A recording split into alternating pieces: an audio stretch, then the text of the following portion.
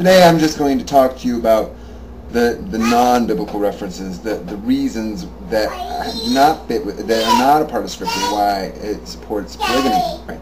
One of the strongest arguments I have for polygamy is, you look at it in nature, and in itself, there are a lot of evolutionists out there, that people that believe in evolution, and that's fine. You can believe whatever you want to believe in. Rely on the concept that evolution is logical.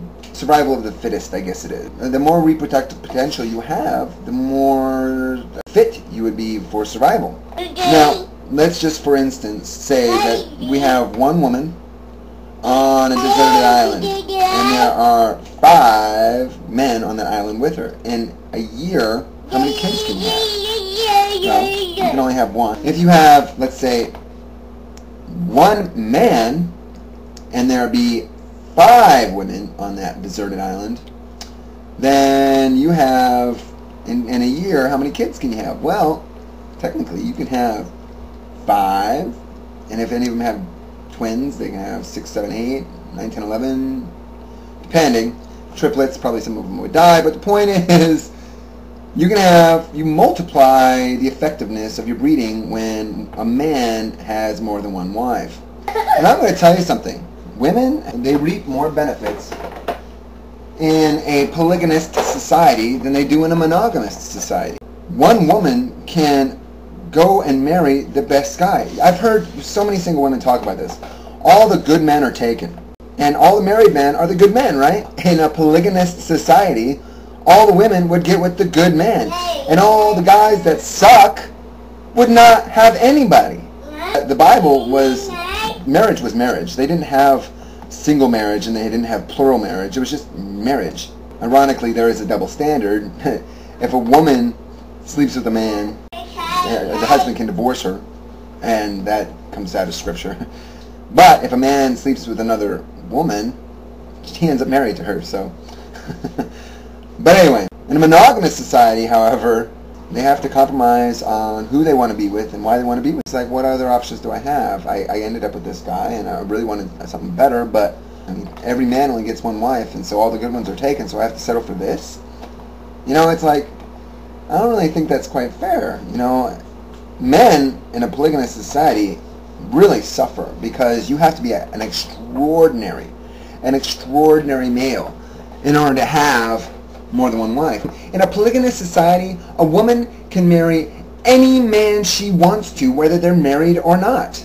Man is hot, he has a good job, he has a great family, he has lots of kids, blah, blah, blah. You know what? He even has a wife that stays at home and takes care of everything, so I could actually go out and get a job and have my own career because I don't have to take care of him or the kids and blah, blah, blah. All these things are taken care of. From a biblical perspective, a man can love more than one woman. You say you have a baby, okay, and you love that baby with everything you are. You know, you love that baby with your heart, soul, mind, and strength. That's awesome. That's exactly the way it should be because you're a mother. You know, that's your baby. Well, let me put it to you this way. Let's say you had another child, and you love that child. Would you run out of love for your first child and no longer love that child? No. You love your first child and you love your second child equally, but not the same. Because, and the reason is because wives have higher authority than the children that they bear. Okay? When you have higher authority than the person that is under you, that makes it so that you have enough love to care for those people that are under you in authority. Okay. Jesus Christ is above men. Now, that means that he has a lot of men under him in authority. And he loves each and every one of us men equally. He doesn't love us all the same, but he loves us all equally because we are the church of God. Okay. Now, men, underneath Jesus, there's men underneath Jesus. Now, men can have as many wives as they want, and these wives he will love equally, not the same, but he will love equally as each other. And then these women now can have all these children, and they love them all equally, not the same, but they love them all equally. See, when you're in an authority structure, that's how it goes down the line. You can only love one in an authority above you. Okay? But you can love multiple in those in authority below you. a man can love multiple women, and a woman can love multiple children, just as Christ loves multiple men that are in the church, and women, and children, and blah, blah, blah, because he loves all those that are under his authority, and ironically, all those people are under his authority. Also, I wanted to share with you something that I found out was really freaking cool. Okay, it's about the origins of monogamy. When the Christian Jews and the Romans met, they both had two standards for marriage. The Romans had, you could only have one wife, but you could have as many freaking sex slaves as you wanted. You could have blah, blah, blah, blah, blah, blah, blah, blah, blah, you know, just as many as you could afford. And there would be male and female sex slaves, and you could even have children's sex slaves. It was really sick and twisted. But yeah, you could have as many sex slaves as you wanted. Well, the Jews thought this was a horrific idea and like a completely immoral concept. But the Jews, however, could have female concubines, and you can have female concubines, and you can also have as many wives as you can afford. And all the wives had equal authority. Well, the Romans were up in arms about this.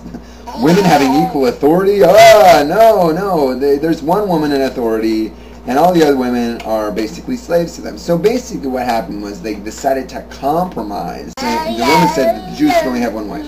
And the Jews said, well, you Romans, you can't have any sex slaves. And so they're like, okay, so we can have one wife and no sex slaves.